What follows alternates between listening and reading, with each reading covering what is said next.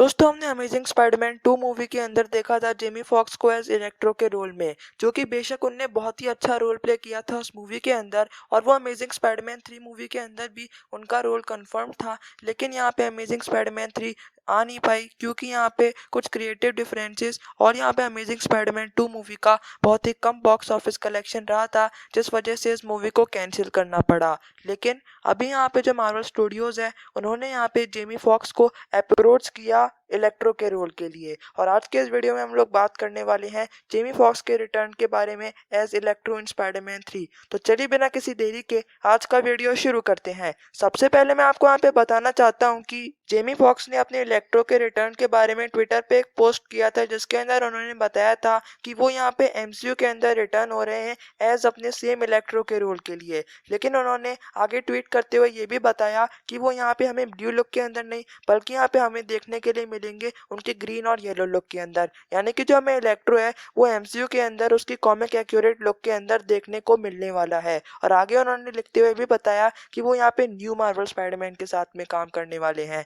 New Marvel Spiderman से मतलब ये हुआ हमारे टॉम हॉलैंड, क्योंकि यहाँ पे अभी जो हमारे टोबे मैगवायर और जो हमारे एंड्रू गारफील्ड है वो यहाँ पे अभी इस वक्त तक रिटायर हो चुके हैं स्पाइडरमैन के रोल से। और जो अभी तक करेंटली रोल प्ले कर रहे हैं स्पाइडरमैन का वो है हमारे यहाँ पे टॉम हॉलैंड। तो हाँ, यहाँ पे जो हमारे जेमी फॉक्स है उनका मतलब ये है कि जो हमारे न्यू मार्वल स्पाइडरमैन है वो हमारे यहाँ पे टॉम हॉलैंड। तो उसका मतलब यहाँ पे ये हुआ कि यहाँ पे जो हमारे जेमी फॉक्स एज इलेक्ट्रो के रोल में रिटर्न हो रहे हैं, तो उसका मतलब ये हुआ कि यहाँ पे एक सिनिस्टर 6 मूवी की प्लानिंग चल रही है। क्योंकि यहाँ पे मार्वल, सोनी, डिज्नी ये तीनों कंपनियां मिलके अभी यहाँ पे स्पाइडरमैन के लिए एक बहुत ही बड़ा प्रोजेक्ट प्लान कर रहे हैं। सबसे पहला तो एक स्पाइडरवर्स का एक प्रोजेक्ट, उसके बाद में सिनिस्टर 6 का प्रोजेक्ट। तो हाँ, यहाँ पे अब हमें धीरे धीरे यहाँ पे जो मार्वल स्टूडियोज है और सोनी है वो यहाँ पे मिलके धीरे धीरे सारे विलेंस को असेंबल कर रहे हैं ताकि हम यहाँ पे सिनिस्टर 6 मूवी को देख पाए। और यहाँ पे सोनी पिक्चर्स भी इससे की कोशिश कर रहा है, क्योंकि यहाँ पे वेनम और मॉर्बियस के ऊपर जो अभी मूवीज यहाँ पे बनाई गई और खासकर मॉर्बियस के ट्रेलर को देख के हम इस बात का अंदाजा लगा सकते हैं कि एसपीएमसी और एमसीयू कहीं ना कहीं इनडायरेक्टली एक दूसरे से कनेक्ट होने की कोशिश कर रहे हैं।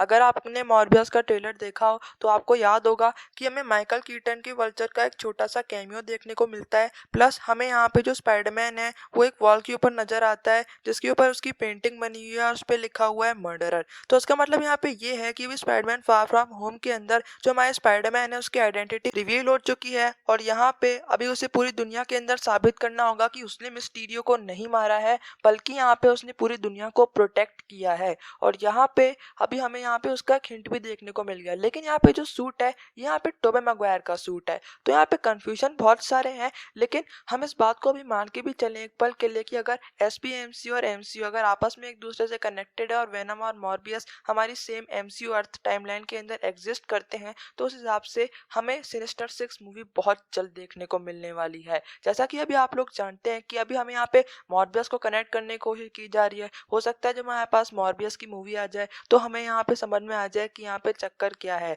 और यहाँ पे सोचने वाली बात एक और भी है कि यहाँ पे जो इलेक्ट्रो है यानी कि जो हमारे जेमी फॉक्स है वो यहाँ पे अमेजिंग स्पाइडरमैन 2 मूवी के अंदर जब दिखाया गया था कि जब यहाँ पे वो इलेक्ट्रो तब बने थे जब यहाँ पे वो बायो इंजीनियरिंग नाम के किसी कॉन्सेप्ट के अंदर उनका एक्सीडेंट हो जाता है और इस चक्कर में बन जाते हैं इलेक्ट्रो। लेकिन ऑस्कॉर्प इंडस्ट्री का नामो निशान एमसीयू के अंदर कहीं भी नहीं है। लेकिन अगर आपको याद हो तो स्पाइडरमैन होमकमिंग मूवी के अंदर हैप्पी ने बताया था कि स्टार्क टावर को किसी ने खरीद लिया है। हो सकता है कि शायद नॉर्मन ऑसबॉर्न ने खरीद लिया हो। लेकिन अभी हम लोग यहाँ पे अगर मेन टॉपिक पे हैं तो यहाँ पे इलेक्ट्रो हो सकता है कि शायद यहाँ पे कैमियो देने के लिए आ रहे हो, क्योंकि यहाँ पे अभी जब तक हमें नॉर्मन ऑसबॉर्न के बारे में पता नहीं चलेगा फिर हम इलेक्ट्रो के बारे में कैसे जानेंगे। तो यहाँ पे हमें कहीं ना कहीं किसी ना किसी तरह से जरूर इलेक्ट्रो को इंट्रोड्यूस किया जाएगा और मार्वल और सोनी मिलके एक बहुत ही बड़ी सिनिस्टर 6 मूवी को प्लान कर रहा है। और जिस तरह से यहाँ पे मार्वल और सोनी एक दूसरे के साथ में बहुत अच्छी तरह से डील के अकॉर्डिंग काम कर रहे हैं,